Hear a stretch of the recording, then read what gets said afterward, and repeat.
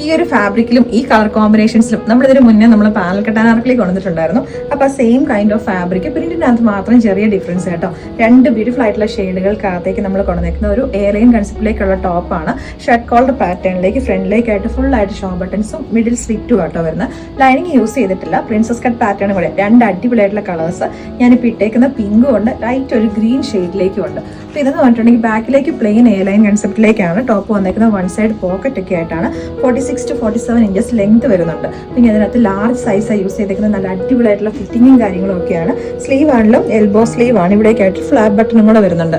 Price നമ്മൾ കൊണ്ടുവന്നേക്കുന്നത് 750. Next shade വന്നേക്കുന്നത് നല്ല ലൈറ്റ് ആയിട്ടുള്ള ഗ്രീൻ കളർ ആട്ടോ. അപ്പോൾ അതിനകത്തേക്കും ഈ പറഞ്ഞ പോലെ തന്നെ ലൈറ്റ് ഒരു ഓഫ് വൈറ്റ് കളറിലെ ഒരു പ്രിന്റുകളാണ് വന്നേക്കുന്നത്. ഇടാൻ വേണ്ടിയിട്ട് നല്ല കംഫർട്ടബിൾ ആയിട്ടുള്ള കോട്ടൺ ഫാബ്രിക് ആണ്, പ്യുവർ കോട്ടൺ ഫാബ്രിക് ആട്ടോ.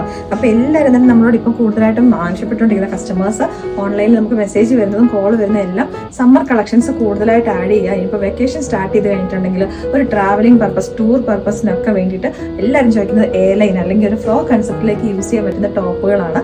അപ്പോൾ അങ്ങനത്തെ ടൈപ്പ് നമ്മൾ ഇനി ഒരുപാട് കൊണ്ടുവരുന്നുണ്ട്. ആ ഒരു സെക്ഷനിലേക്ക് നമുക്ക് ആഡ് ചെയ്യാൻ പറ്റുന്ന കൈൻഡ് ഓഫ് അടിപൊളിയായിട്ടുള്ള ടോപ്പുകളാണ് ഇതൊക്കെ വരുന്നത്.